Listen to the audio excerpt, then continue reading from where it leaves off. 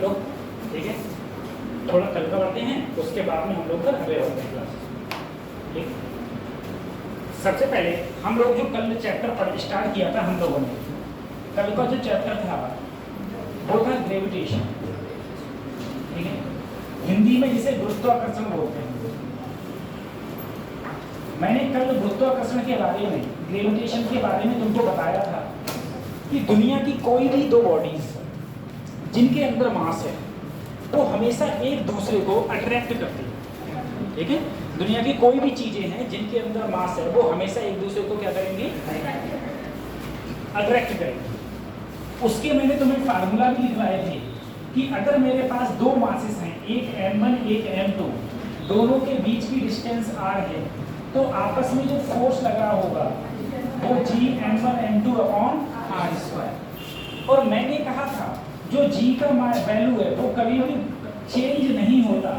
g की value होते हैं 6.67 इंटू 10 की पावर -11 न्यूटन मीटर स्क्वायर पर केजी स्क्वायर। ठीक है, ये वैल्यू कभी चेंज नहीं होगी, चाहे तुम यहाँ हो चाहे कहीं भी, चाहे स्पेस में हो चाहे कोई भी प्लैनेट्स पे हो, कहीं भी हो गई, वहाँ पर तुम्हारी जी की वैल्यू चेंज होने वाली नहीं। और इसके काफ़ी सारे फंडा मैंने करवाए थे। मैंने कहा ये हमेशा अट्रैक्टिव फोर्स होता है, हमेशा सेंटर से लगते हैं, सेंटर के बीच की हम लोग हमेशा डिस्टेंस जो होती है वो हम लोग हमेशा सेंटर के बीच की मेजरमेंट करते हैं। ये सब बातें बताई थी। उसके बाद में मैंने फोर्स भी बताए थे। मैंने कहा था अगर मेरे पास में कोई दो चीज़ें होंगी तो अगर किसी बॉडी पर कितना फोर्स लगा होगा उसकी बात करी थी। फिर मैंने सुपरपोजिशन ऑफ ग्रेविटेशनल फोर्स की बात करी थी, उसके भी मैंने फार्मूला को इंडिकेट किया था, फार्मूला बताया था। उसके बाद मैंने बताया था तुम लोगों को ग्रेविटी के बारे में। ठीक है, एक ग्रेविटेशनल फोर्स हो गया, एक हो गया ग्रेविटी। ठीक, ग्रेविटी पे मैंने जो लास्ट टाइम पे डेरिवेशन कराया था वो मैंने ये कराया था कि अगर कोई भी अर्थ है मेरे पास, उस अर्थ से अगर मैं h हाइट ऊपर जाऊं, ये अर्थ की रेडियस और ये अर्थ का मास। ठीक है, तो मैंने कहा था जो रेडियस ऑफ द अर्थ होती है वो 6.4 इंटू 10 की पावर 6 मीटर होती है, लेकिन जो मास ऑफ द अर्थ होता है वो 6 इंटू 10 की पावर 24 kg। अर्थ का जो मास है वो 6 गुणा 10 की घात 24 किलोग्राम ये मास होता है। और ये अर्थ की जो रेडियस है वो है लगभग 6400 किलोमीटर, 6400 किलोमीटर, या फिर ये 6 इंटू 10 की पावर 6.4 इंटू 10 की पावर 6 मीटर, या फिर 6400 किलोमीटर। सीधा फंडा था। इसमें मैंने तुम्हें फार्मूला लिखवाए थे, दो फार्मूला थे। एक ओरिजिनल फार्मूला था जो हम लोग कहीं भी लगा सकते थे। ठीक है, वो ओरिजिनल जो फार्मूला था वो था g डैश बराबर g बटे 1 प्लस h अपॉन re का होल स्क्वायर। लेकिन एक मेरा लोकल फार्मूला भी था। लोकल फार्मूला था g डैश बराबर g ब्रैकेट में 1 माइनस 2h अपॉन r। मैंने कहा था ये फार्मूला तुम तभी लगाना जब तुम्हें कोई भी जो हाइट है वो 0 से ज़्यादा और 500 किलोमीटर से क्या हो कम। अगर 0 और 500 किलो, मैंने यहाँ से कम, मैंने यहाँ से तुम 64 किलोमीटर ऊपर गए, अर्थ की सरफेस से 64 किलोमीटर ऊपर गए, तो बताओ वहाँ पर g का वैल्यू क्या हो जाएगा। तो 64 इसके अंदर में आ रहा है तो ये वाला फार्मूला लगा देना, कोई दिक्कत नहीं। लेकिन यदि मैंने क्वेश्चन कह दिया कि आप यहाँ से 3200 किलोमीटर ऊपर गए, तो 3200 किलोमीटर जो होता है वो 500 किलोमीटर से ज़्यादा है, तब जो आपका फार्मूला लगेगा ये वाला लगेगा, g डैश बराबर g बटे 1 plus h upon r। Question जो होता है, अब बच्चे क्या होता है वो कह देता है मान लो re/4 हाइट पर गए, कितनी हाइट हो गई अर्थ की सरफेस से re/4, तो re का मतलब क्या होता है 6400/4।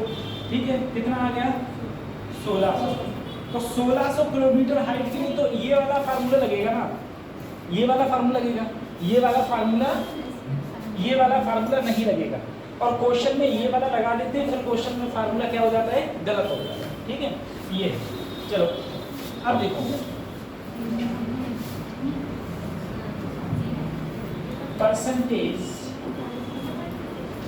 change of G due to I। ठीक है, मैं ऊपर गया, h हाइट ऊपर गया। देखो एक बात समझो, मैंने तुमसे कहा हम लोग यहाँ पर हम सब लोगों का वजन है, हम सब लोगों का वेट क्यों है? क्योंकि हम लोगों का मास इंटू क्या होता है? जी। मास इंटू जी। अगर मास इंटू जी दोनों का जब हम लोग मल्टीप्लाई करते हैं तो हमारा वेट आता है, जिसे हम क्या बोलते हैं? mg। मास और जी का मल्टीप्लिकेशन करते हैं तो हम क्या बोलते हैं? mg। अगर जी की वैल्यू कम हो जाएगी तो हमारा वेट भी, अगर जी की वैल्यू कम हो जाएगी तो हमारा वेट भी क्या हो जाएगा? कम हो जाएगा। ठीक है, तो जी की वैल्यू कम होगी तो वेट। अब देखो, जैसे जैसे मैं अर्थ की सरफेस से, जैसे जैसे मैं अर्थ की सरफेस से कहाँ जा रहा हूँ? ऊपर। अगर मैं अर्थ की सरफेस से ऊपर जाऊंगा तो जी के मान में क्या परिवर्तन हो रहा है? तो जी रैस का फार्मूला था मेरा, लोकल निकाल लगाओ, G1 माइनस 2h अपॉन। अब देखो इस G को अगर नीचे लाऊं तो G dash upon G1 minus 2h upon R। ठीक है, अब इसको इधर लाओ तो 2h अपॉन R, इसको इधर ले जाओ 1 माइनस G डैश अपॉन, नीचे अगर मैंने एलसीएम लिया तो कुछ नहीं है तो 1 G minus G dash 2h upon R। ठीक है, G dash minus G, G dash minus G। ठीक है, या मैं इसमें माइनस कॉमन ले लूं, 2h upon RE minus common लिया तो ये हो गया फाइनल और ये हो गई initial. Final minus initial upon g, ये आ गया डेल्टा जी अपॉन जी।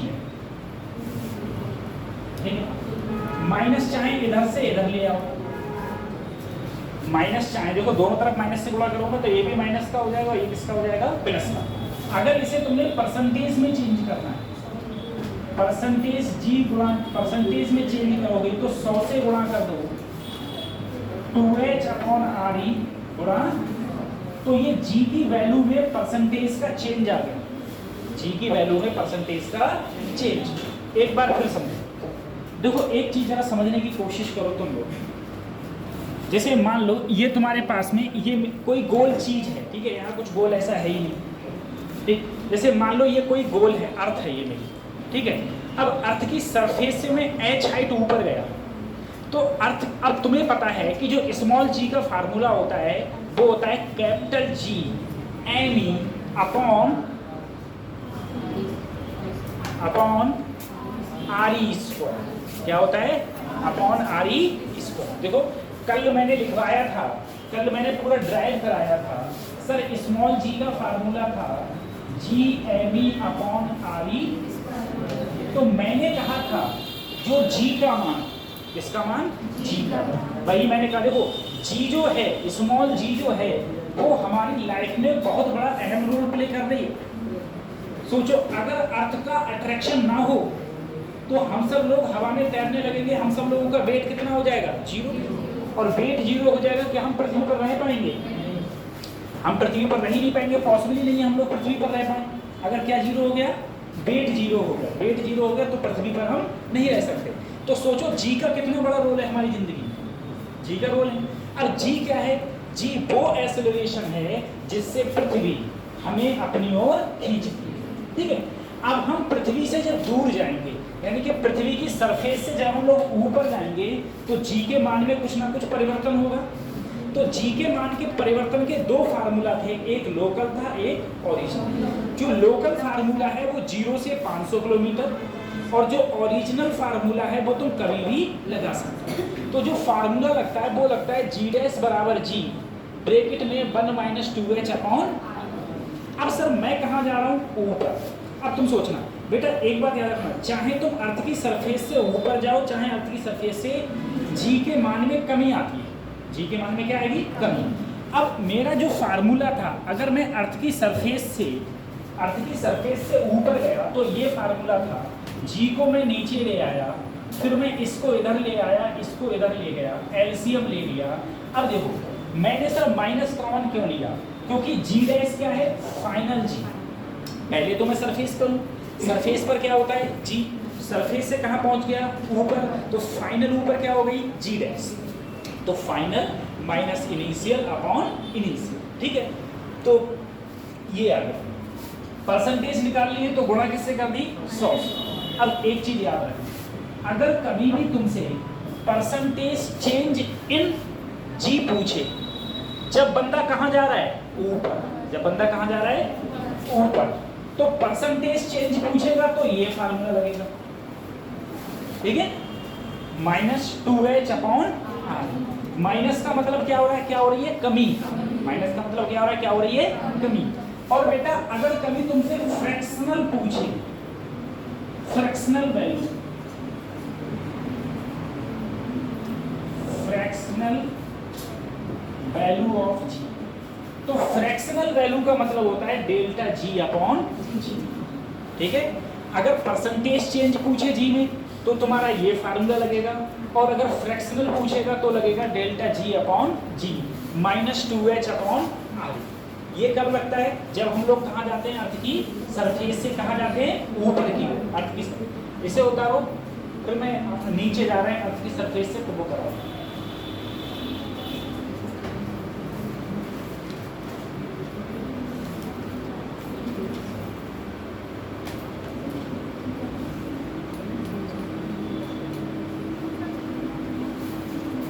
बताओ पीछे बच्ची, धरती का मास कितना होता है?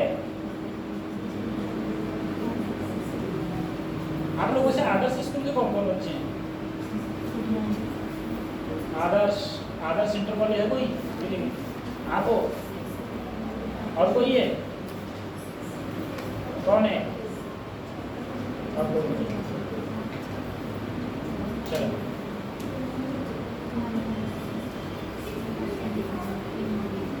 24 kg, ठीक है।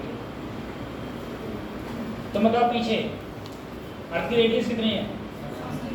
हैं? कल आए थे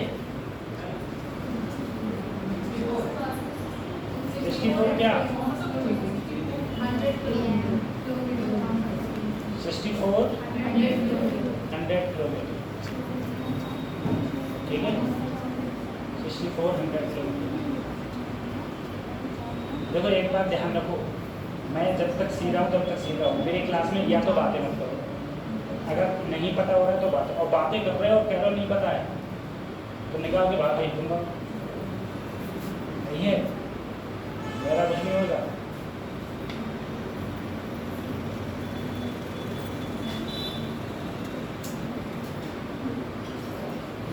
ठीक है, तो अगर हम लोग परसेंटेज चेंज जी की बात करेंगे, डेल्टा जी अपॉन जी इंटू 100, तो ये हो जाएगा -2h upon r e, -2h upon r e into 100। सीधा सा फार्मूला ये लगाएंगे परसेंटेज चेंज में, और फ्रैक्शनल चेंज में हम लोग डेल्टा जी अपॉन जी -2h अपॉन r e। ये परसेंटेज चेंज और फ्रैक्शनल चेंज जब मैं परसेंटेज एरर पढ़ा रहा, ठीक है, जब मैंने परसेंटेज एरर पढ़ाई थी उस समय भी ये चीज़ आई थी, फ्रैक्शनल चेंज की बात उस समय भी आई, ठीक है, इसे रख कर रहा हूँ। अब देखो ये किसकी है, ये जो जी का वैल्यू था वो मेरा था जब हम ऊपर जा रहे थे, अर्थ की सरफेस से कहाँ जा रहे थे, ऊपर। अब देखो variation of g due to depth. अब मैं गहराई में जा रहा हूं, अब हम कहाँ जा रहे हैं, अर्थ की गहराई, ठीक है, अर्थ की गहराई में हम लोग गड्ढा खोद रहे हैं, ऐसे जा रहे हैं। तो पता है जैसे जैसे तुम अर्थ की गहराई में जाओगे वैसे वैसे टेम्परेचर इंक्रीज होता जाता है, ठीक है। जैसे रशिया है, रशिया ने एक होल किया था अर्थ के अंदर, लेकिन जब वो whole approximately above then 8 kilometre पहुंचे तो इतना ज़्यादा वहाँ पर नीचे गर्मी थी कि जितने भी इंस्ट्रूमेंट थे सारे के सारे पिघल गए, ठीक है। और वैसे भी हम लोग जानते हैं जैसे लावा है, लावा जानते कितना गर्म होता है, वो कहाँ आ रहा है, वो अर्थ की कोर से ही तो आ रहा है। तो हमारी जो अर्थ है, जो हमारी अर्थ है वो अंदर बहुत गर्म है, बहुत ज़्यादा गर्म है, तुम सोच नहीं सकते। ठीक है,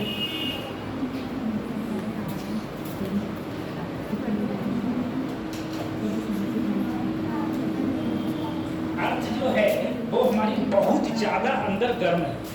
ठीक है, अर्थ बहुत ही ज़्यादा गर्म है।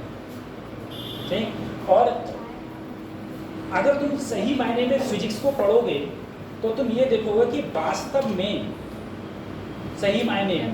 ठीक है, जैसे मैं तुम लोगों से कहता हूँ, जब मैं तुम्हारी एज में था, 12वीं क्लास जब मैंने पास करी थी, उस समय मैं सोचता था अरे ये इससे अपन वो था, क्या बोलते हैं, जो किसी को नहीं मानता है ना, गॉड को नहीं मानते हैं अपन, कि नास्तिक जैसे बोलते हैं ना, घर वाले बहुत बड़े आस्तिक है हमारे, आस्तिक मतलब घर वाले बहुत ही ज़्यादा मानते हैं गॉड को, इतना ज़्यादा।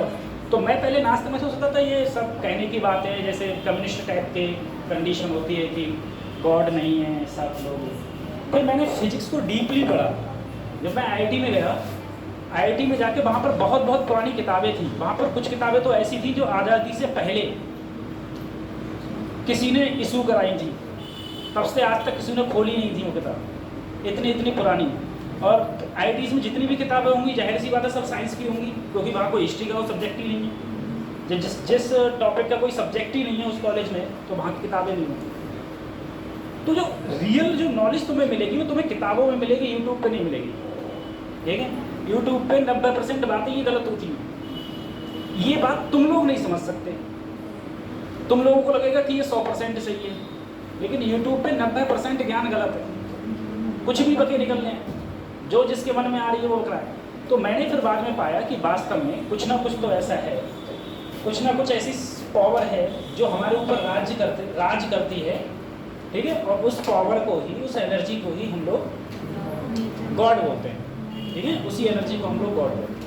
तो अब तुम समझो, जैसे जैसे मैं अर्थ की गहराई में जाएंगे वैसे वैसे टेम्परेचर क्या होता जाएगा बेटा, इंक्रीज। अब तुम समझो, मान लो ये मेरी अर्थ है। ठीक है, हमने कहा सर ये मेरी अर्थ है, और जो ये अर्थ है, अर्थ का कहीं ना कहीं सर सेंटर है, और इस सेंटर से मान लो मैं यहां पर आ गया, इस सेंटर से मैं गहराई में,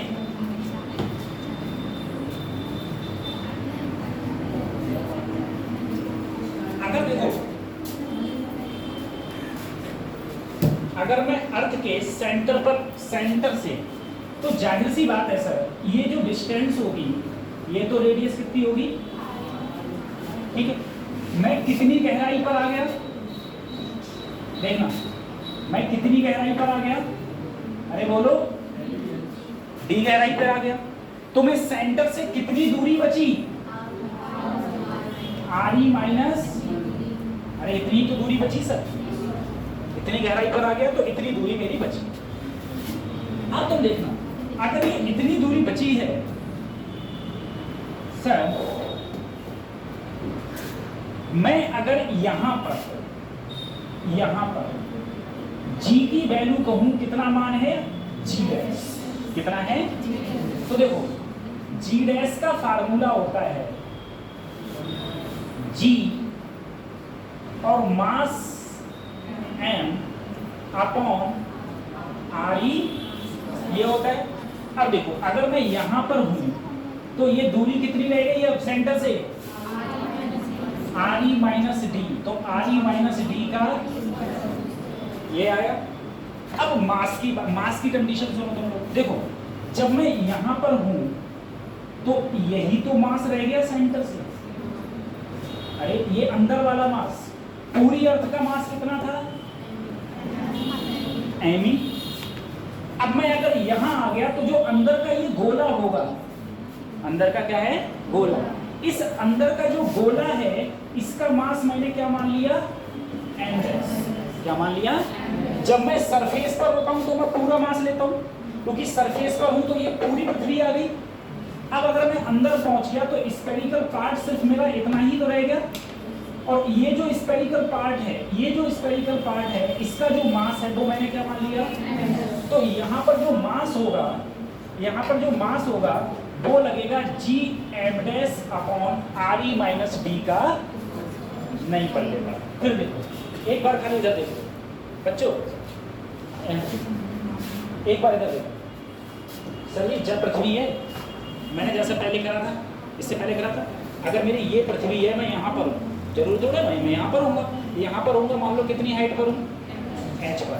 तो सर जी जो मैंने स्मॉल जी का फार्मूला लगाया था, यहाँ से पृथ्वी की रेडियस तो जी, तो इस गोले में मैंने देखा था, इस गोले में पूरी पृथ्वी तो थी, पूरी पृथ्वी थी। अगर पूरी पृथ्वी थी तो मास पूरी पृथ्वी का एम ई, और ये दूरी क्या लगाई थी, आर ई प्लस एच का होल स्क्वायर। ऐसे ही तो अगर मेरी ये पृथ्वी है और पृथ्वी के मैं कहाँ हूँ, सरफेस पर, हम सब लोग पृथ्वी के सरफेस पर हैं। अगर पृथ्वी के सरफेस पर हूँ, अगर मैं यहाँ से गोला लूंगा तो ये पूरी पृथ्वी का मास नहीं आ गया, पूरी पृथ्वी का मास आ गया। तो अगर मैं यहाँ पर जी लेता था, जी पूरी पृथ्वी का मास, और जहाँ पर मैं हूँ पृथ्वी से दूरी, यही तो होता था मेरा। अब ये होता था, अब देखो, अब इसमें देखो सर, अगर मैं यहाँ पर हूँ तो ये जो अंदर की जो गुल्ला बचा, इसका मास एम डैश, सेंटर से दूरी कर दिया होल स्क्वायर। अब हम क्या देखो कि सबसे पहले ये देखो कि सर ये छोटा सा जो ये गुल्ला है जो अंदर बचा, इसका मास क्या होगा, इसका मास, अब देखो पूरी पृथ्वी की डेंसिटी क्या है, सेम, पूरी पृथ्वी की डेंसिटी क्या है, सेम। हम जानते हैं डेंसिटी बराबर मास अपॉन, अगर मैं पूरी पृथ्वी लूं, क्या लूं, पूरी पृथ्वी, पूरी पृथ्वी लूं, ठीक है। अगर मैंने पूरी पृथ्वी ली तो पृथ्वी का मास क्या है, एम, और पृथ्वी का वॉल्यूम 4/3 पाई आर ई, किसी भी स्फीयर के वॉल्यूम का फार्मूला ये होता है। अब मुझे देखो, अब मुझे अब मैंने कहा डेंसिटी बराबर कितने हिस्से का निकालना है, इतने का निकालना है, ये क्या है मेरा एम डैश, और इतने का वॉल्यूम क्या होगा, तो 4/3 पाई आर ई माइनस डी की पावर, ठीक है। अगर मैं यहाँ से एम डैश की वैल्यू निकालूं तो density into 4/3 pi are e minus D की पावर, ये वैल्यू उठा के अपन रखेगा यहाँ, ठीक है। ये वैल्यू उठा के अगर अपन यहाँ रखें तो देखो जी डैश बराबर जी, मास की वैल्यू रखो, density 4/3 pi are e minus D की power 3 upon R E upon are e minus D. एक मिनट, डेंसिटी का फार्मूला ये रख दिया, अच्छा ये स्क्वायर। देखो बेटा यहाँ पर मैंने क्या किया, एम डैश की जगह ये वैल्यू रख दी, देखो रख दी ये। अब मैं यहाँ से देख, चलो इतना उतारो,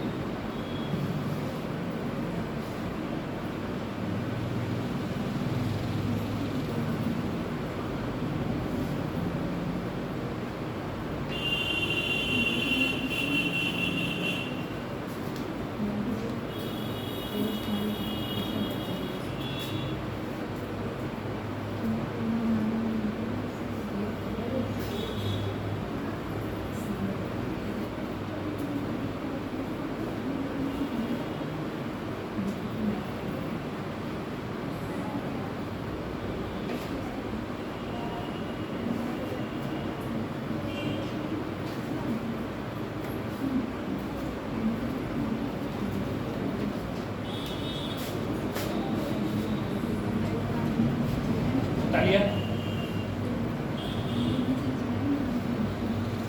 अगर ये चीज़ समझ में नहीं आ रही कि ये कहाँ से हो गया ना, तब भी दिक्कत मत है ना, खाली फार्मूला याद करना है, बाकी कुछ याद नहीं करना, ठीक है? ये सब कोई डेरिवेशन थोड़ी ना याद करना है तो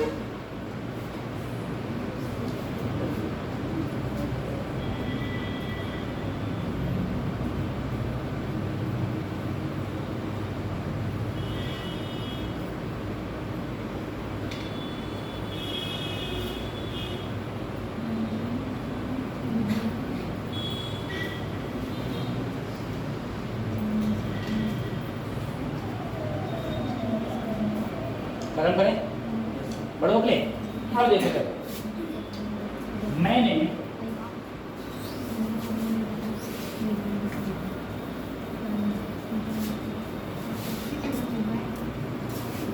देखो, अगर मैं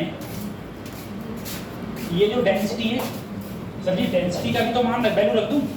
पहले तो देखो स्क्वायर से क्यू घटा, अगर स्क्वायर से क्यू घटा तो एक तब भी बचा, तो जी डैश बराबर जी, और इस रो की वैल्यू रखी एम ई अपॉन 4/3 पाई आर ई क्यू। ये किसकी वैल्यू रखी? रो की। साथ में कितना है? 4/3 पाई। देखो स्क्वायर से एक कटा तो एक ही तो बचा खाली, आर ई माइनस 4/3 से 4/3 कटा, तो जी डैश बराबर जी एम ई, और यहां बचा आर ई की पावर साथ में आर ई माइनस। मैं जानता हूं अगर मैं इसको ऐसे लिखूं आर ई स्क्वायर और साथ में एक आर ई, और तभी तो आर ई की पावर 3 होगा, और ये ऊपर रह गया आर ई माइनस, ये मेरा बन गया small g, G M A upon are E square small g, और उधर रह गया आर ई माइनस डी, दोनों के नीचे आर ई। ठीक है? अब देखो अगर मैं सेपरेटली लिख दूं, इधर भी आर ई और इधर डी अपॉन आर ई से आर ई, तो यहाँ बचा जी 1 माइनस डी अपॉन, ये फार्मूला आया। अब देखो तुमको सिर्फ फार्मूला याद करना, डेप्थ के लिए सिर्फ एक फार्मूला है और हाइट के लिए 2 फार्मूला है। डेप्थ के लिए एक है और हाइट के लिए 2 फार्मूला है।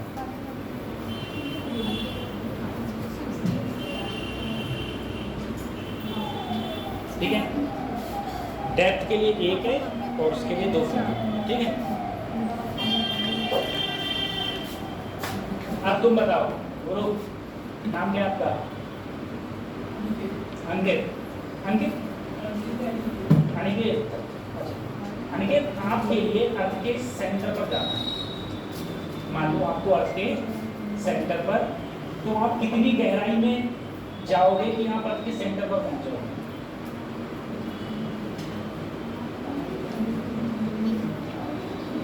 अर्थ के सेंटर पर तुम कितना चलो सरफेस से कि तुम अर्थ के सेंटर पर पहुंच जाओगे?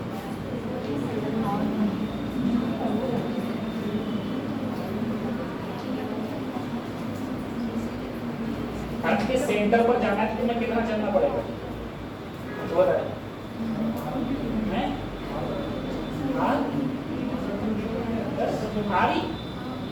अरे त्रिज्या जितनी है उतनी तो चलना पड़ेगा।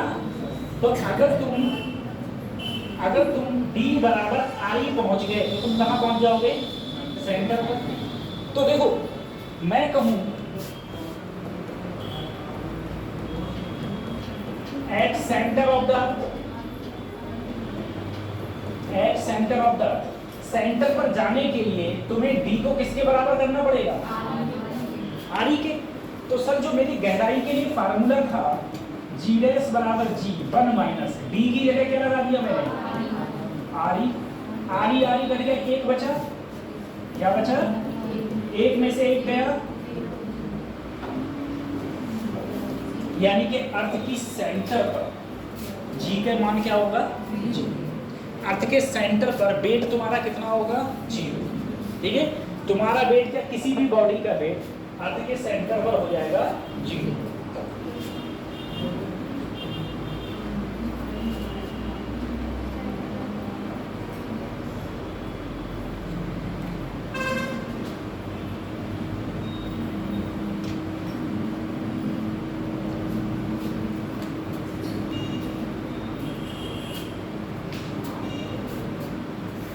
आप में से नंदिनी यादव किसका नाम है, आपका नाम नंदिनी यादव, आप कौन सी स्कूल पढ़ती हैं,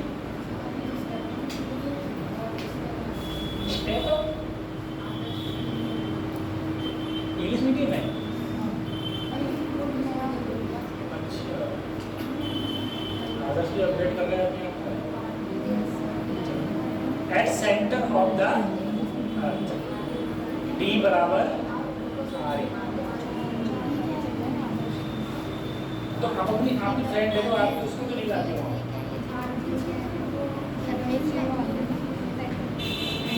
उसका स्कूल कौन सा है, आपके स्कूल में है।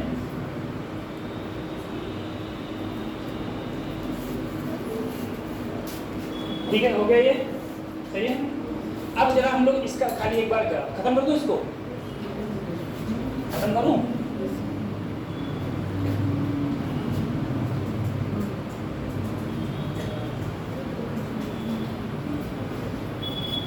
कोई मुझे ये बताए कि मैं कितनी हाइट पर जाऊं कि जी का वैल्यू 0 हो जाए। अर्थ की सरफेस से कितनी हाइट पर जाऊं कि जी का वैल्यू 0 हो जाए। कितना, 6400 गहराई है।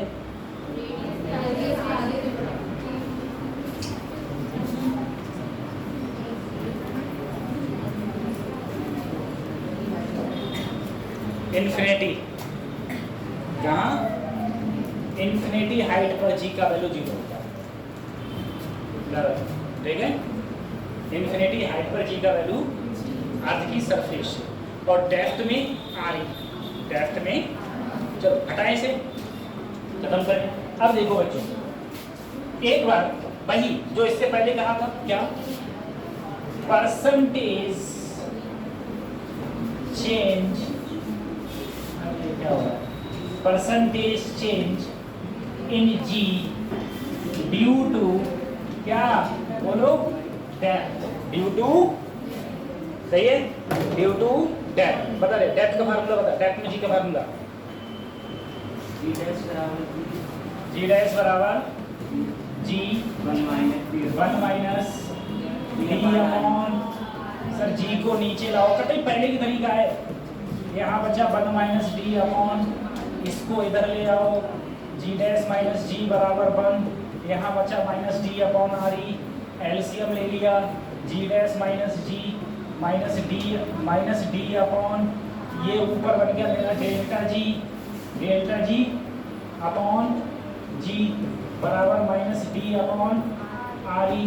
सर पर ये हो गया फ्रैक्शनल में, परसेंटेज में करूँगा तो डेल्टा जी गुणा जी इंटू 100 माइनस डी बटे आर ई गुणा 100। माइनस क्या दिखाता है, डिक्रीमेंट, माइनस क्या दिखाता है कि जी के मान में क्या आ रही है, कमी, माइनस दिखाता है जी के मान में कमी आ रही है। Percentage change in g due to depth, अगर मैं अर्थ की गहराई में जाऊंगा तो कितनी परसेंटेज की कमी, कितनी परसेंट की कमी होगी,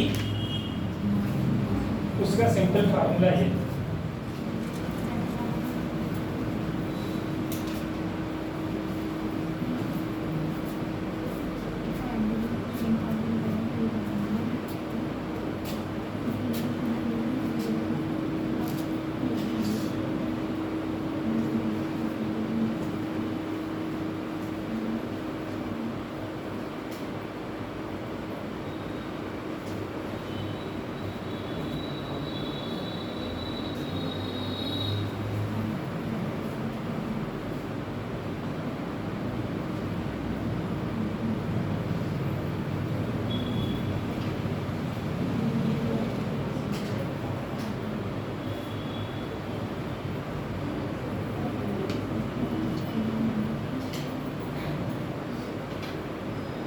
हो गया, खत्म करो इसको, इसमें कुछ था ही नहीं।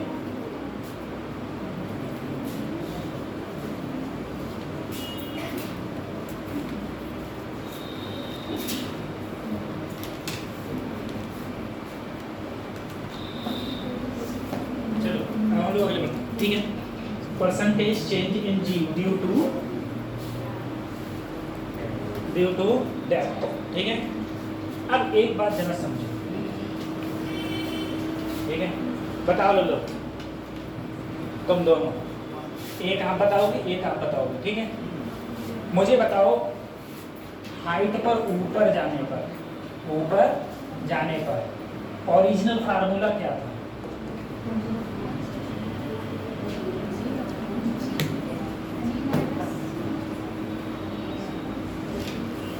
उससे पीछे बेंच आप बताओ, h हाइट ऊपर जाने पर g का फार्मूला क्या था? आप दोनों बताओ, ओरिजिनल फार्मूला।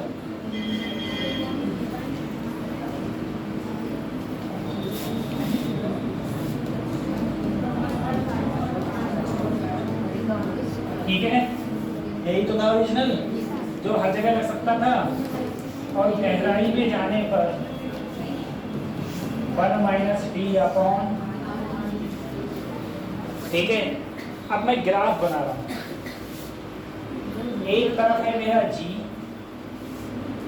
और एक तरफ है मेरा g डैश, एक तरफ है मेरा r, ठीक है। अब जरा सोचना, इधर देखो, ये मेरे पास में मेरी गोल गोल अर्थ है, अर्थ हो गई।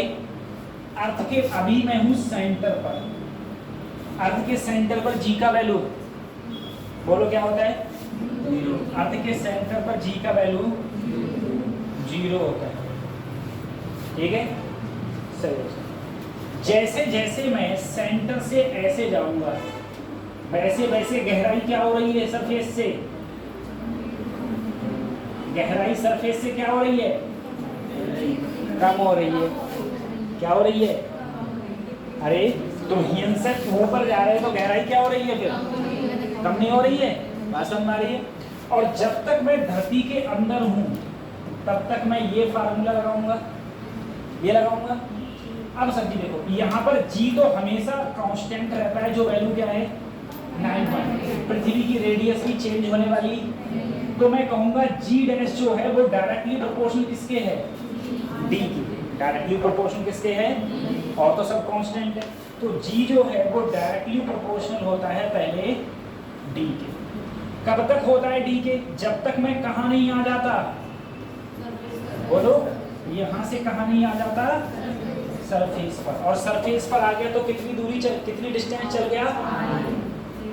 और इस सरफेस पर जो मान होता है जी का वो 9.8। अब मैं यहाँ से सरफेस से कहाँ जा रहा हूँ? बाहर। अगर सरफेस से बाहर जाऊंगा तो ये वाला फार्मूला लगेगा, ये लगेगा, इसमें जी तो कांस्टेंट है, आर भी क्या है? तो यहाँ पर जो जी डैश आया वो इनवर्सली प्रोपोर्शनल आया किसके? h स्क्वायर के। और जब h स्क्वायर के आता है तो सच्ची उसका ग्राफ बनता है कुछ, कभी मिलेगा ही नहीं, ठीक है, इस प्रकार से। ठीक, तो ये ग्राफ है। यहाँ पर क्या था? g dash is directly proportional to depth, यहाँ पर g dash is inversely proportional to, ठीक है।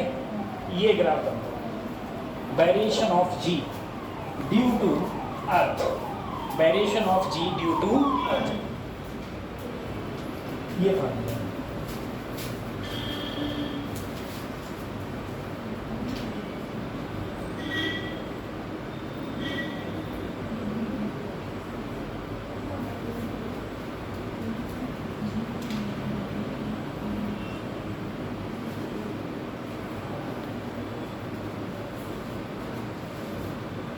दिख रहा है आपके लिए? नहीं दिख रहा है? हमारे साथ दिख जाएगा।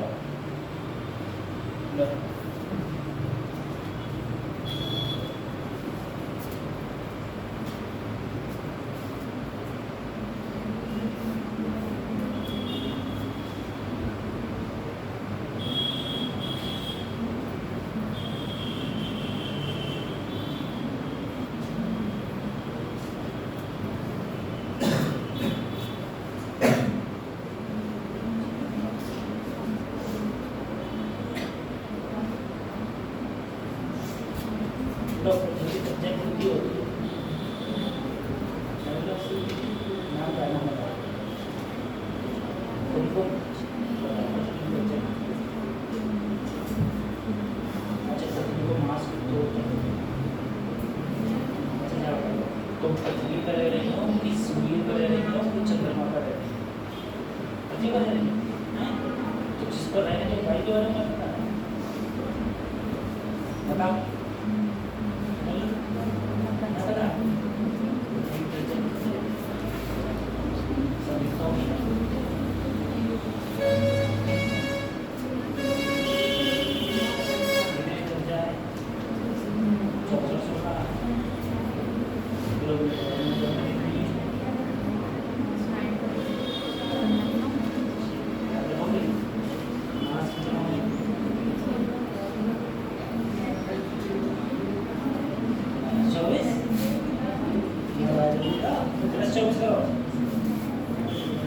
हो गया हो गया ये। अब जरा सोच खत्म करते हैं इसको। अब एक बात समझो, जैसे एक बात ऐसे खाली क्वेश्चन में सिंपल क्वेश्चन पूछ रहा हूँ। मान लो मैं अर्थ की सरफेस से ReY2 हाइट पर गया, सरफेस की अर्थ की सरफेस से कितनी हाइट पर गया, अर्थ की सरफेस से ReY2 हाइट पर गया, ठीक है। तो बताओ वहां पर G का वैल्यू क्या होगा, value of G at ReY2 height from ARBH earth surface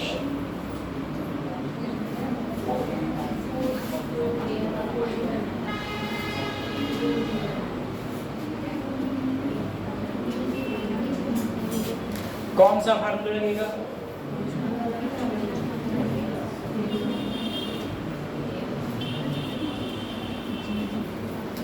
बताओ कौन सा फार्मूला लगा है जी, कौन सा फार्मूला लगा है। हम कहाँ गए, अर्थ की सरफेस पर गए, अर्थ की सरफेस से ऊपर गए, ऊपर गए। अगर हम अर्थ की सरफेस से ऊपर जाएंगे तो हम कौन सा फार्मूला लगा देंगे,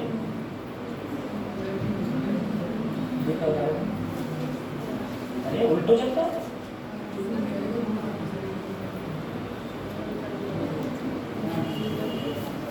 ये लगेगा फार्मूला,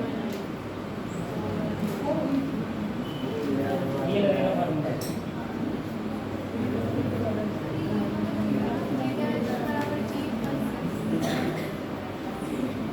कौन सा लगा बेटा, कौन सा बताइए तुमने, ये लगेगा ना बेटा, देखो अच्छा देखो अब समझो तुम लोग। सर जो हाइट है वो 500 से ज्यादा है, 500 से ज्यादा है तो सर G गैस बराबर G बटे 1 प्लस H की जगह H बटे RE, ये H हो गया, H बटे RE का RE से यहाँ 1 और 1 बटे 2 क्या है, 2 3 तिया 2 दूनी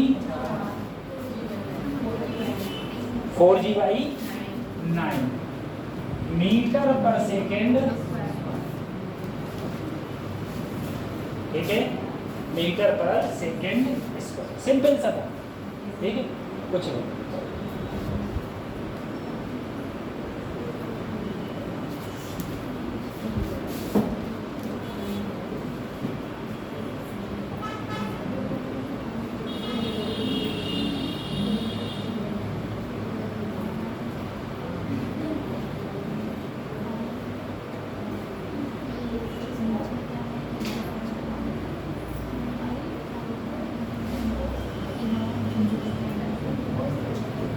अगला क्वेश्चन लिखना,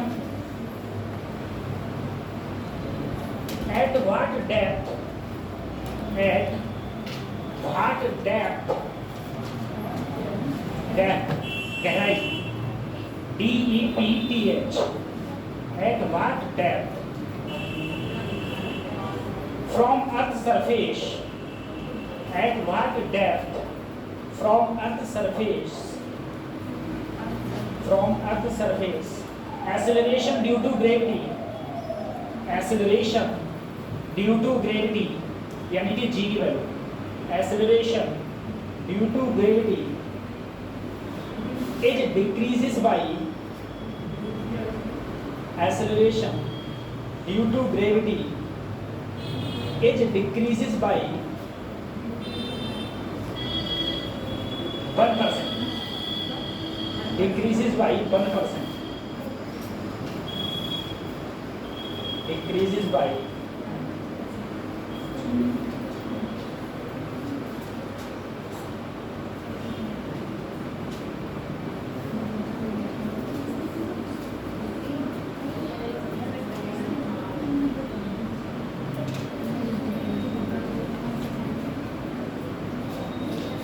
अब देखो सर, इसमें मैंने तुमसे क्वेश्चन में क्या कहा कि तुम्हारी, इसे हटा दूं, मैंने तुमसे क्वेश्चन में कहा कितना डिक्रीमेंट है,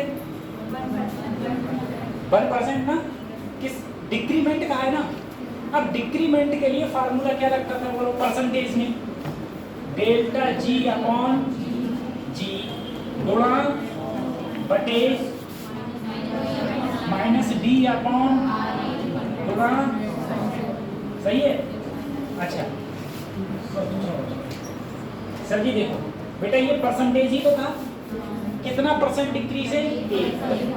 सर डिक्रीज पहले कर दिया उसने, डिक्रीज का मतलब है कितना हो गया, -1, कितना हो गया, ये डिक्रीज है ना, मैंने कहा डिक्रीज के लिए तो बेटा माइनस लगता है, तो यहाँ क्या लिख दिया, डिक्रीज है तो क्या है, 1 -1, और यहाँ d बटे RE गुणा माइनस से माइनस कट गया, RE की मल्टीप्लाई इधर और नीचे कितना देखो, RE एकम RE और नीचे कितना आ गया, यहाँ बचा RE की वैल्यू 100 कट गया, कितना आ गया 64, आंसर हो गया। ठीक है, 1% डिक्रीमेंट है तो कितना 64 किलोमीटर। ठीक है, अगर तुम 64 किलोमीटर डेप्थ में पहुंच जाओ तो कि पॉसिबल ही नहीं।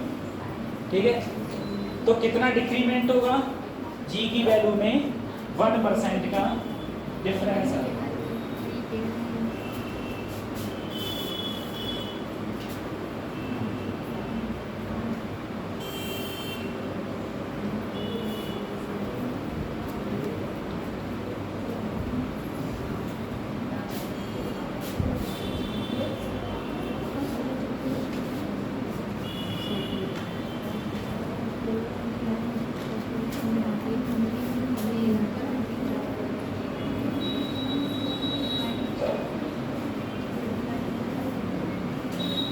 कौन सी यूनिट पढ़ा रहे हैं, फर्स्ट 5 मिनट पढ़ा रहे हैं, पूरी छोड़ दी बारिश से पढ़ा छोड़ दिया।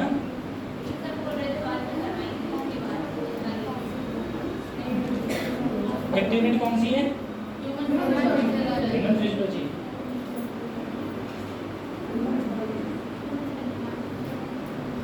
इसमें क्या क्या पढ़ते हैं फिजियोलॉजी में, बॉडी से related.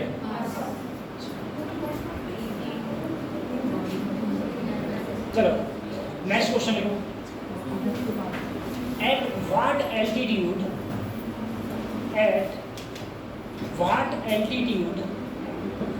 AL TI TU DE, altitude ALTIDUD,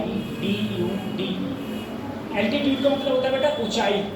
ठीक है, at what altitude the acceleration due to gravity, at what altitude the acceleration due to gravity the acceleration due to gravity decreases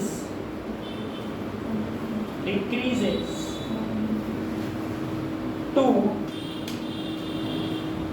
1/4, decreases to 1/4 of its value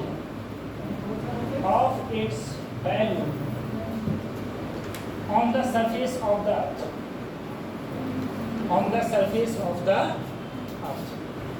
अब question क्या कहा गया? Question कह रहा है अर्थ की सरफेस से कितनी हाइट पर जो जी की वैल्यू है वो अपनी इनिशियल की कितनी हो जाए? 1।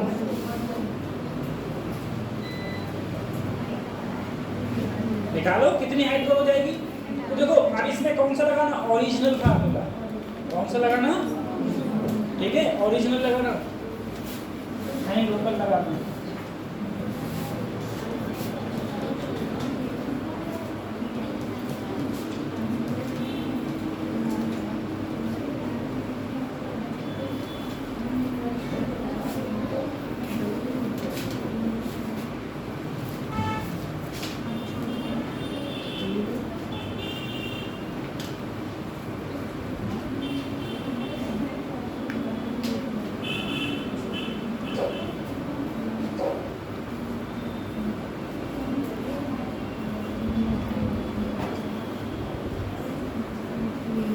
पता है एक चीज और देखनी पड़ती है, पता है मैं आपको बताऊं, मेरी बात सुन, क्वेश्चन करना।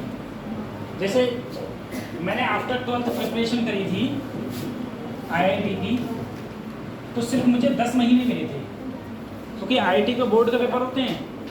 बोर्ड के पेपर के बाद में रिजल्ट आता है, तुरंत में निकल गया था तैयारी करने के लिए, मैंने तैयारी करना स्टार्ट किया। तो सिर्फ 10 महीने मिले थे। 10 महीने में जो हमारा ग्रुप था, जैसे क्लासमेट्स हो गए मेरे, ये जिन लोगों का मैं साथ रहता था एटमॉस्फेयर में, जो जितने भी थे सब बच्चे थे, पढ़ने वाले बच्चे थे। उसमें जो बच्चे थे, तुम कहाँ जा रहे हो? कहाँ जा रहे हो?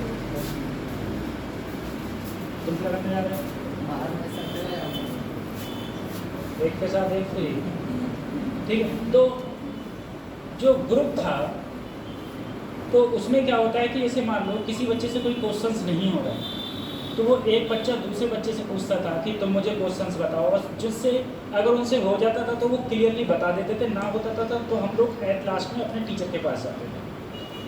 दूसरी बात ये है, सोते जागते उठते बैठते सिर्फ क्वेश्चंस फार्मूला ये सब लोग हम लोगों को देते हैं, ठीक है। और उस ऊपर वाले का शुक्र है कि हमारे टाइम में फ़ोन नहीं था, ठीक है, क्योंकि अगर हमारे टाइम में फ़ोन होते हम पे तो उसमें इंटरनेट होता, और अगर उसमें इंटरनेट नहीं होता, सही है, अगर उसमें इंटरनेट नहीं होता तो किसी ना किसी का तो वाईफाई मिल ही जाता, वाईफाई मिल जाता तो वहाँ से पिक्चरें डाउनलोड होती, ठीक है। जिस शहर से मैंने तैयारी करी थी उस शहर में मैंने देखा था, वहाँ पर क्या होता था, कैफ़े बने हुए थे उस समय में, और उन कैफ़ों में वो 10 रुपये घंटे लेते थे, बराबर 10 रुपीज़, और उसमें चाहे आप पिक्चरें देखो, चाहे आप इंटरनेट चलाओ, कुछ भी करो। तो मैं देखता था पूरे दिन कैफ़े भरे रहते थे बच्चों से, ना पढ़ने वाले वहाँ पर भी बच्चे लोग थे। लेकिन अगर मोबाइल में, अब मोबाइल था नहीं, कीपैड फ़ोन था, तो कीपैड फ़ोन पर तुम क्या ही करोगे। अब वो भी ऊपर वाले द्वारा से वो कीपैड फ़ोन था जिसमें आईफोन तक नहीं थी, ये चलो आईफोन समझ लो। अरे तुम लोगों को पता नहीं, हम लोगों का जो टाइम, मेरा जो टाइम गुजरा है वो बहुत VIP गुजरा है। जब मैं 11th में था तो जिन बच्चों के पास में आईफोन वाला फ़ोन होता था ना, वो भी लीड लगा के अपने आप को पूरा शाहरुख खान समझते थे, हकीकत थी ये। और एक आती थी MP3 प्लेयर, तुमने तो नाम भी नहीं सुना होगा, उसमें चिप लगती थी, वो चार्ज होती थी, सेल पड़ते थे, फिर उससे गाने सुनते थे बच्चे, वो खरीदते थे, ठीक है। फैशन हर जमाने के अलग अलग फैशन है। तो मैं कहता हूँ ऊपर वाले का शुक्र था कि उस समय फ़ोन नहीं था, इंटरनेट नहीं था, और जब तक मेरी पढ़ाई चली तब तक फ़ोन तो थे, लेकिन डाटा पैक इतना महंगा था कि हर किसी की औकात नहीं थी, ठीक है, क्योंकि 250 रुपये में 249 रुपये में 1 GB डाटा मिलता था, नहीं ये था। और ये गवर्नमेंट तुम पर बहुत बड़ा एहसान करेगी, बहुत बड़ा एहसान करेगी अगर रिचार्ज की कीमत 5,000 रुपये महीने कर दे तो। सही बता रहा हूँ मैं? बंद हो जाए तो पढ़ोगे ना फिर कम से कम? अरे पढ़ोगे नहीं पढ़ोगे, फिर किताबें खोल खोल के तो देखोगे और क्या करोगे, ठीक है। ये चीज़ें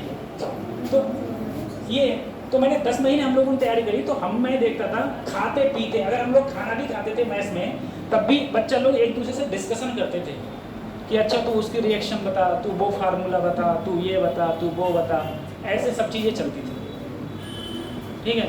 और हकीकत बता रहा हूँ मैं, आज का जनरेशन ऐसा है, तुम लोग यहाँ जाने के बाद यही भूल जाते हो कि घर पे जाकर कुछ पढ़ना भी है,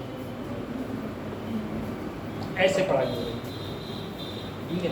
पहले से कंपटीशन अब कम हो गया,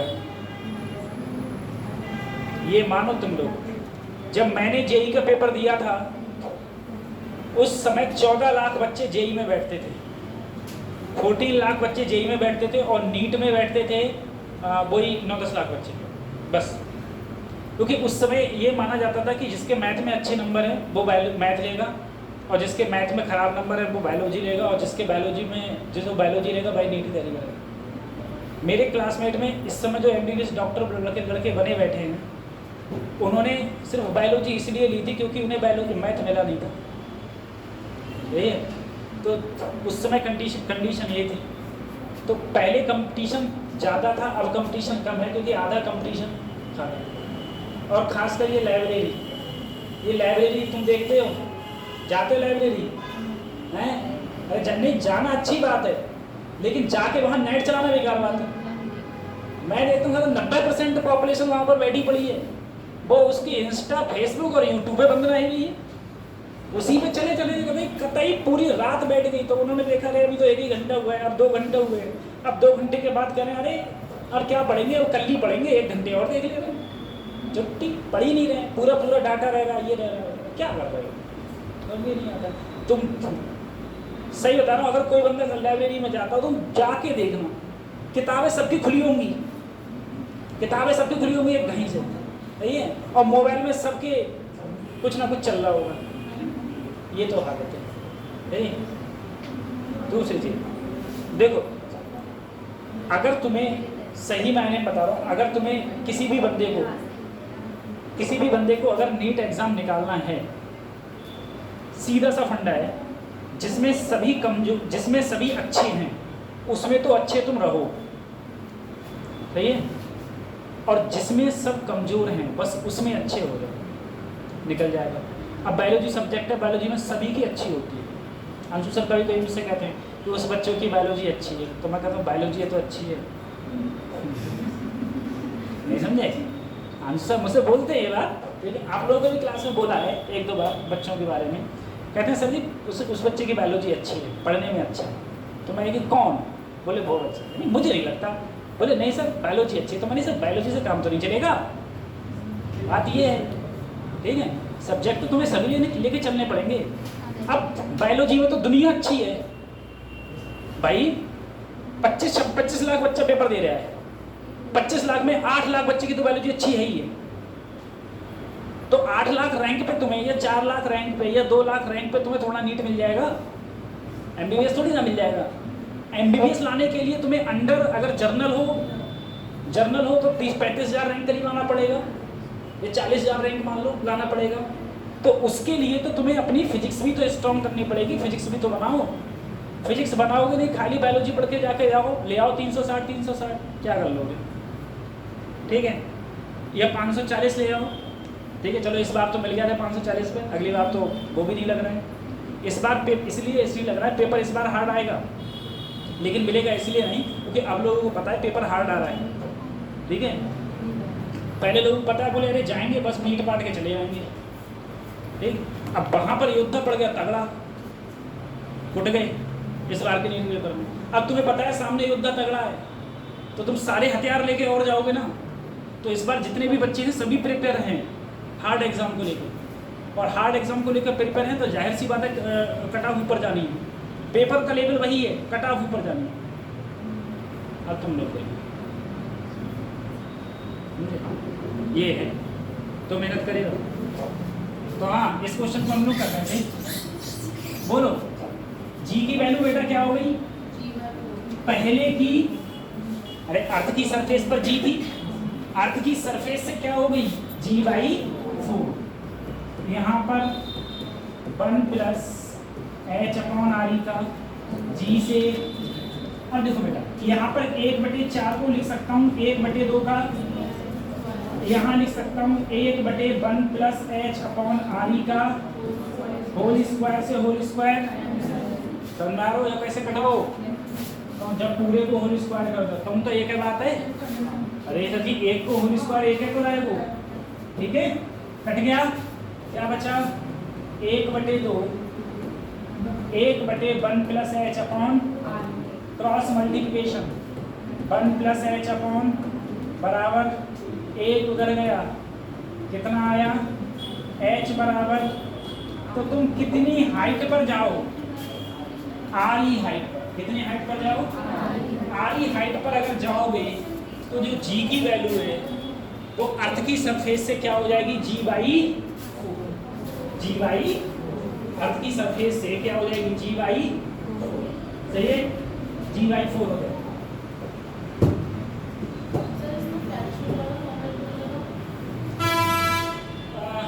फ्रैक्शनल द्वारा उसमें परसेंटेज में थोड़ा पूछ रहा है ना, ये पूछ रहा है कि कितनी कमी आई है। हाँ, आप लोग फ्रैक्शन लगा दो, कितनी कमी आई है?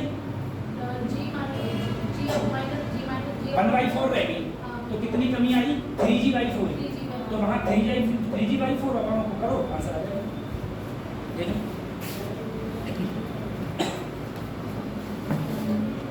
फिर बेटा एक और बात, रुको। फ्रैक्शनल में हमने लोकल फार्मूला लगाया। फ्रैक्शनल में देखो लोकल फार्मूला है, ठीक है, और यहाँ फार्मूला ओरिजिनल। ये वाला सिर्फ आप तब लगाओगे या आपसे परसेंटेज डिक्रीमेंट तब लगाओगे, या आपसे ये कहे 0 से 500 किलोमीटर के अंदर में तभी लगाओगे, ठीक है। अगर यहाँ पर देखो क्या होता है ना, इसमें हमने बाइनोमियल एक्सटेंशन लगाया, इसमें हमने बाइनोमियल एक्सटेंशन लगाया। अब बाइनोमियल एक्सटेंशन जो हमारा होता था, हमने लगाया था g/1 - 2h अपॉन, ठीक है, और ये हमारा आया था 1 plus H upon R E की पावर -2।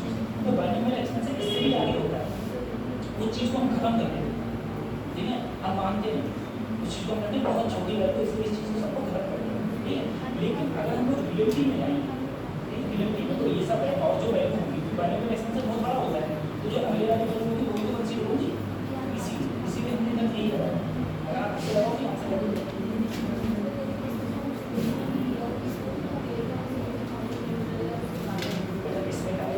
g/4 की कमी आ गई, g/4 का कमी 25% की 75% की कमी g/4 हो गया, पहले जी था अब g/4 हो गया, यानी कि 25% बचा, 75% की कमी का 10 कितनी हाइट होगी उसमें? बहुत हाइट होगी। अगर हम ऐसा होता 1% की कमी हो रही होगी तब हम लोग दोबारा लगा देते, कहाँ से आंसर आया।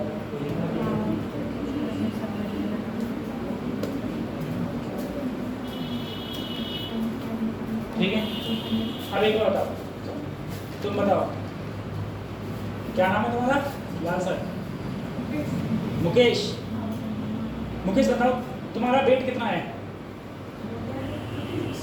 56 न्यूटन, ठीक है। ये अर्थ की सरफेस से आर ई हाइट पर गए, कितनी हाइट पर गए?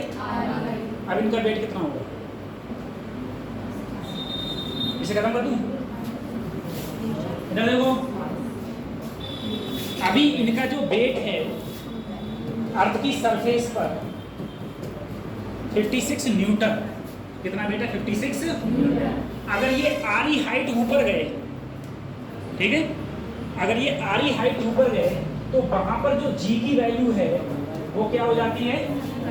g/4। अभी तुमने किया है g/4, देखना। तो इनका जो वेट हो जाएगा वो हो जाएगा mg डैश, सर m ऐसे ऐसे ही जी डैश की जगह, और यही तो तुम्हारा एम जी था आपकी सरफेस पर, कितना था 56 बाई 4, और 4 बन जा है ना 14 न्यूटन, सही है। कितना वेट रह जाएगा 14 न्यूटन। या तुम ऐसे देखो, अभी मेरा यहाँ पर जितना वेट है वो मैं इतनी हाइट पर चला जाऊँ कि g की वैल्यू यहाँ से g/2 हो जाए, तो मेरा वेट भी क्या हो जाएगा mg/2, सही है। यहाँ से जैसे मैंने तुमसे कहा कि अगर किसी भी बंदे का वेट 60 न्यूटन है अर्थ की सरफेस पर, ठीक है, और जो g की वैल्यू मून पर है, मून पर वो अर्थ की g/6 है, अर्थ की, तो मून पर बंदे का जो वेट होगा ना 6 से भाग कर दो 10 न्यूटन, 10 न्यूटन वेट रह जाएगा, ठीक है 10 न्यूटन वेट। तो अब देखो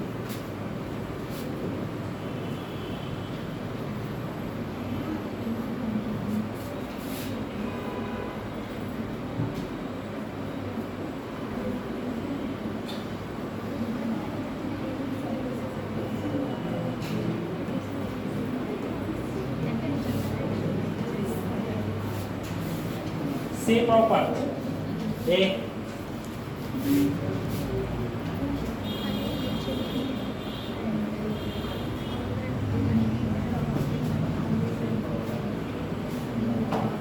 अर्थ की शेप कुछ इस प्रकार से होती है, रियल शेप जो है अर्थ की वो कुछ इस प्रकार से है। अगर हम लोग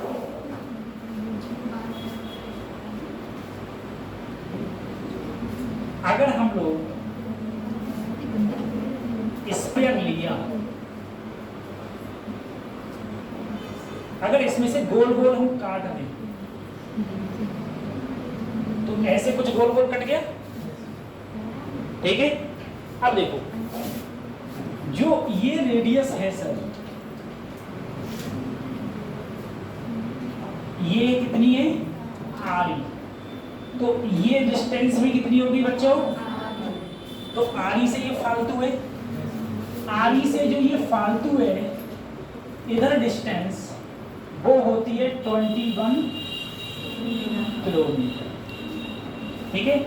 ऐसे ही इधर भी तो फालतू है, कितनी होगी 21, मतलब समझ रहे हो, अर्थ जो है वो लगभग अंडा के आकार की है, और उसमें से अगर हम लोग गोल हिस्सा जैसे जो हम अभी मान के चले थे वो निकाल दें तो इधर इतनी बचती है, इधर इतनी बचती है। ये बेटा ये क्या है मेरे पोल, ये क्या है पोल, ये कौन सा है नॉर्थ पोल, और ये कौन सा है साउथ पोल। और जो जस्ट इसको बीचों बीच से काटती है लाइन उसे क्या बोलते हैं इक्वेटर। इक्वेटर मतलब भूमध्य रेखा, क्या होती है भूमध्य रेखा, बस समझ रही है। तो ऊपर होते हैं पोल, नॉर्थ पोल, नॉर्थ पोल, ये south pole, north pole south pole, और बीचों बीच से जो लाइन काटती है उसे क्या बोलते हैं हम लोग इक्वेटर, इसे क्या बोलते हैं भूमध्य रेखा। अब देखो बेटा जी का मान, ये पोल है और पृथ्वी की सरफेस तो यहाँ है, तो ये क्या है इक्वेटर, ये क्या है इक्वेटर। तो सबसे ज्यादा पृथ्वी की सरफेस पर जी का मान कहाँ होता है पोल पर, सबसे ज्यादा होता है पोल पर, और सबसे कम कहाँ होता है इक्वेटर। और जो इनका डिफरेंस है जी पोल माइनस जी इक्वेटर 0.02 मीटर पर सेकेंड, इतना अंतर, ठीक है। तो सबसे ज्यादा जी का मान पोल पर, सबसे कम इक्वेटर, ठीक है इक्वेटर पर। अब एक बात बताओ, पृथ्वी की सरफेस से ऊपर जाने पर जी का मान कम होता है बढ़ता है, ऊपर जाने पर कम होता है, पृथ्वी की सरफेस से नीचे जाने पर कम होता है, ऊपर जाओगे तब भी, अरे तभी तो सेंटर पर 0 हो जाता है। तो ऊपर जाने पर भी कम, नीचे जाने पर भी सही है। सबसे ज्यादा सरफेस पर, सबसे ज्यादा, और सरफेस पर सबसे ज्यादा, सरफेस पर सबसे ज्यादा, और सरफेस पर सबसे कम इक्वेटर पर। जी का वैल्यू सही है। अच्छा, जी की वैल्यू ज्यादा तो वेट ज्यादा, जी की वैल्यू कम तो वेट। मैं अर्थ की सरफेस से ऊपर जाऊंगा मेरा वजन, सरफेस से नीचे जाऊंगा मेरा वजन तब भी कम होगा। सबसे ज्यादा सरफेस पर, और सरफेस पर पोल पर सबसे कम। अगर मैं पोल से कहां गया तो मेरे वजन में कमी आएगी कि बढ़ेगा, क्योंकि यहाँ जी का मान कम होता है। और इक्वेटर से पोल पर जाऊंगा तो बढ़ेगा। ठीक है, इतना होता है।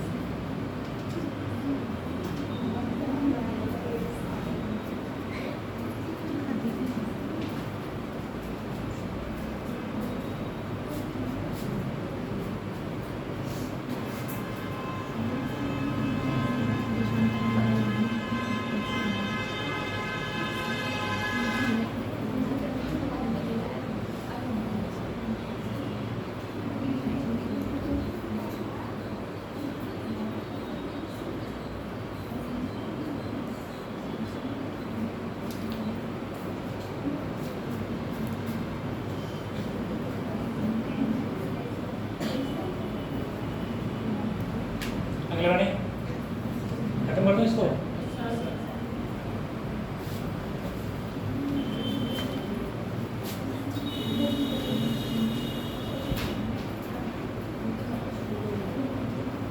जल्दी जल्दी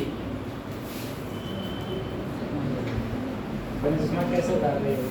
दिख रहा है थोड़ा बड़ा दिख रहा है।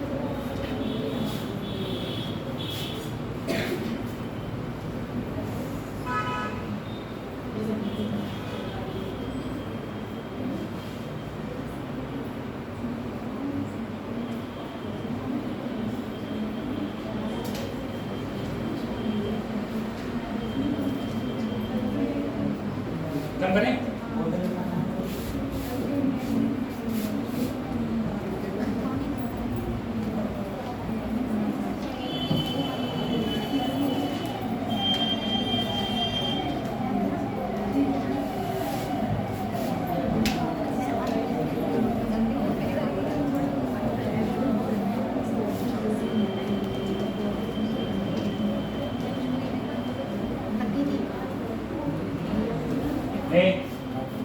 Variation of G due to rotation of the earth। अर्थ के घूमने के कारण G का वेरिएशन, G में क्या कमी है? देखो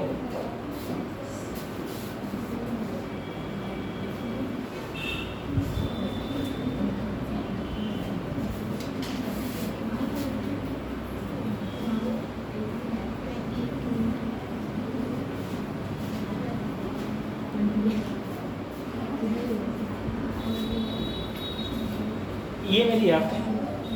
अब हम गोली मारेंगे फिर से अर्थ। देखो अर्थ मेरी घूम रही है। आप लोग एक चीज़ रियलाइज़ करो, जब हम लोग ऐसे झूले पर बैठे, जो झूला ऐसे घूम रहा हो, ठीक है, ऐसे किसी झूले पर हम लोग बैठे और तुम झूले के कतई कॉर्नर पर बैठे, ठीक है, तो जाहिर सी बात है तुम पर जो फोर्स लग रहा होगा वो बाहर की ओर लग रहा होगा। एक फोर्स कहाँ लग रहा होगा? मुझे बताओ, मैं और आप सब लोग, हम सब लोग धरती पर इस समय क्यों चल पा रहे हैं? क्योंकि धरती हमें खींच रही है, धरती हमें अपनी ओर अट्रैक्ट कर रही है, खींच रही है, तभी तो हम धरती पर एक जगह से दूसरी जगह मूव कर पा रहे हैं।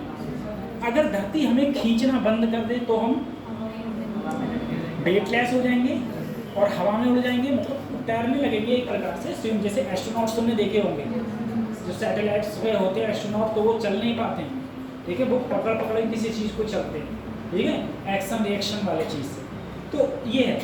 तो अब एक बात समझना, मान लो एक बंदा है, वो बेचारा यहाँ पर है और वो धरती से, ये धरती है, मान लो धरती से कितना कोण बना रहा है एंगल, मान लो थीटा, धरती अर्थ से थीटा एंगल पर है। अब सोचना, अगर ये पार्टिकल कोई भी मास m यहाँ पर है और अर्थ जो मेरी मूव कर रही है वो इस एक्सिस के अलोंग ओमेगा से घूम रही है, ओमेगा से अलोंग, तो सर मैं इस पर कहूंगा, इस पर एक बाहर की तरफ फोर्स लगेगा, ठीक है। अगर मैं ये देखो इस एक्सिस के अलोंग घूम रही है और इस एक्सिस को मैंने मान लिया स्मॉल r, ठीक है। अब देखो बेटा, कोई भी चीज अगर r रेडियस के अलोंग घूमती है, ठीक है, एक बात सोचो, एक बात जरा सोचना, ये मेरे पास में बोतल है, अब ये बोतल ऐसे घूम रही है, अब ये बोतल ऐसे घूम रही है, ठीक है, कभी इसी प्रकार से अर्थ में नहीं घूम रही है अपनी एक्सिस के अलावा। अब यहाँ बोतल पर, अब एक्सिस तो ये है, ऐसे नीचे गई और नीचे से ऊपर ऐसे निकल गई, यही तो एक्सिस है मेरी।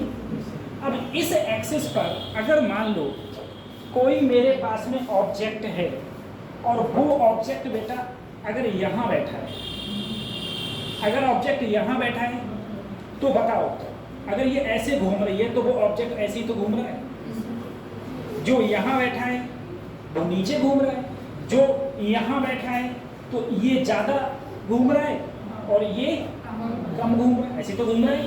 तो इसी प्रकार से समझो, इसी प्रकार से समझो, अगर यहाँ पर कोई ऑब्जेक्ट है और धरती ऐसे घूम रही है तो वो इसी में तो घूम रहा होगा, यही तो सर्कुलर पाथ हुआ, सर्कुलर पाथ हुआ तो इसकी रेडियस ये हुई।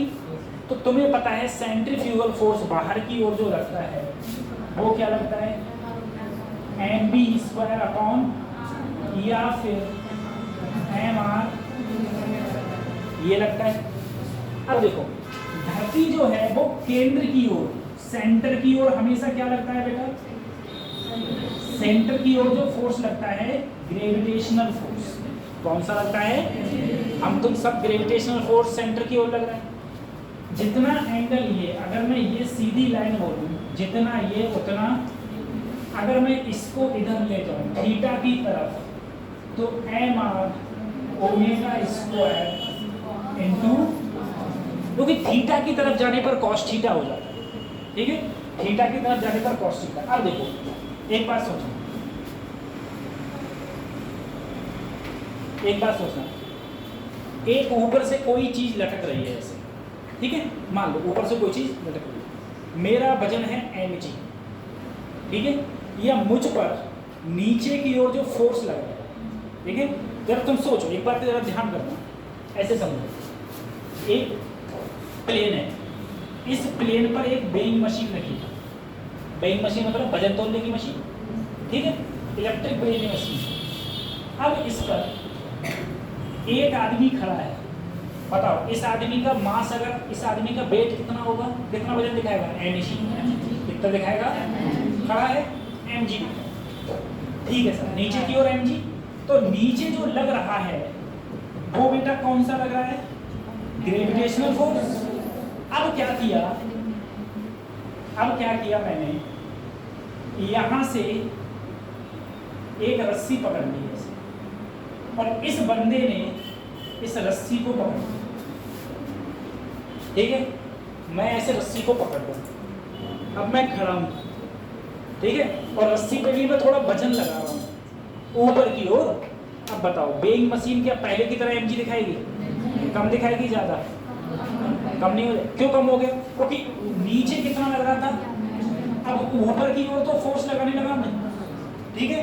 तो मेरा जो ये वेइंग मशीन वजन दिखाएगी, वेइंग मशीन जो मेरा वजन F डैश बराबर Fg माइनस ऊपर F, अरे यही तो दिखाएगी, कुछ सोचो, यही तो दिखाएगी, ठीक है? ये वजन दिखाएगी। अब देखो,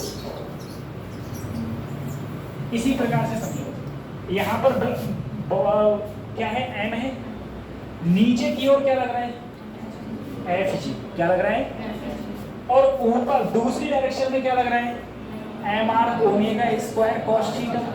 तो इसका जो नेट वजन पृथ्वी पर बचा, नेट वजन जो पृथ्वी पर बचा,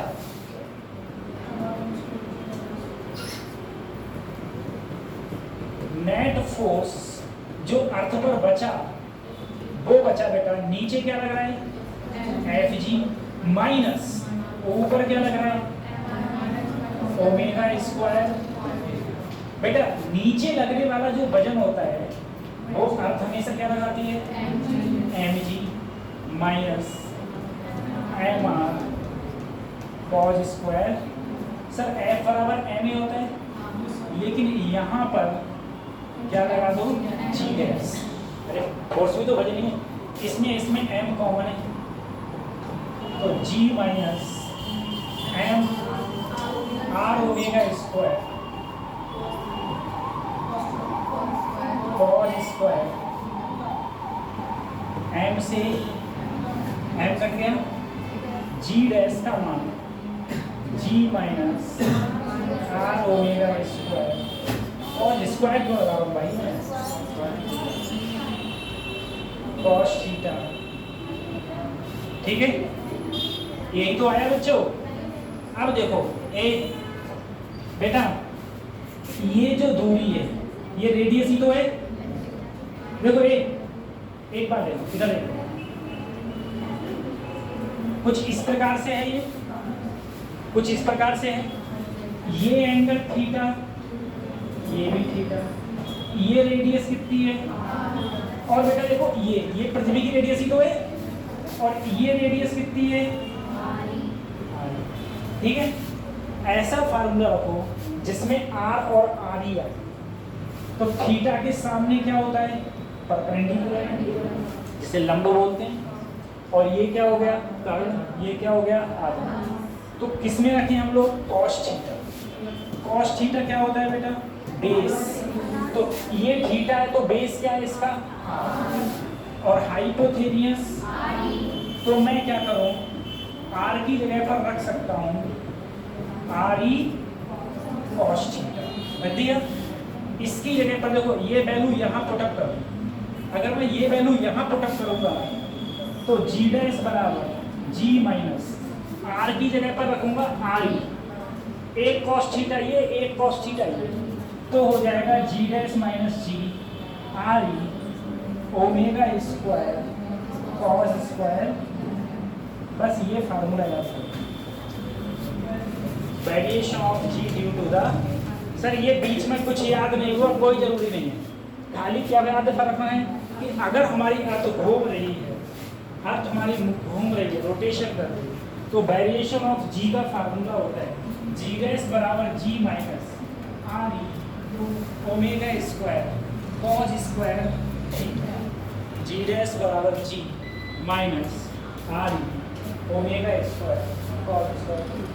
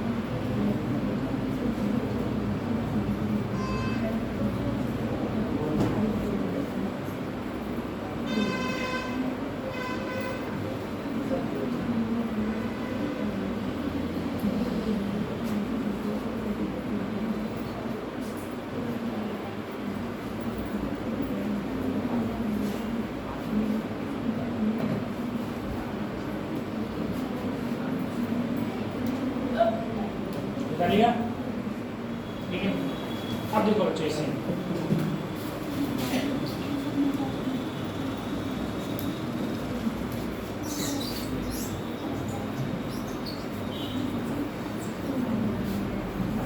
देखिए सर, अभी तुम बोले सर जी डैश बराबर g minus R E cos square. बेटा अगर देखो ये लाइन मेरी क्या कहलाती थी, इक्वेटर, इक्वेटर कहलाती है। तो मैं अगर एट इक्वेटर की बात करूं, इक्वेटर पर देखो अगर मैं ऐसे आऊंगा तो थीटा कम होगा, और मैं यहाँ आ गया तो थीटा की वैल्यू क्या हो जाएगी, 0 डिग्री। अगर थीटा की वैल्यू 0 इसमें रखो, g dash minus g minus R E omega square cos square. बेटा कॉस 0 की वैल्यू होती है 1, तो ये तो पूरा 1 हो गया। तो जी की वैल्यू जो इक्वेटर पर आई वो जी माइनस आर ई, ठीक है। अब मैं कहूँ एट पोल, पोल पर देखोगे तो जैसे जैसे मैं ऐसे ऊपर जाऊंगा ये एंगल बढ़ के यहाँ पर कितना हो जाएगा, 90। तो थीटा की वैल्यू क्या आ गई, अगर मैं यहाँ 90 रखूँ तो जी डैश बराबर g minus R E omega square cos 90 की वैल्यू तो 0, ये पूरी वैल्यू। तो पृथ्वी चाहे कितनी भी तेज घूमे पोल पर जी का मान चेंज। अब देखो सर यहाँ पर कुछ ना कुछ कमी आ रही है, इसीलिए यहाँ जी का मान कम होता है और यहाँ जी के मान में कोई भी कमी नहीं होती है।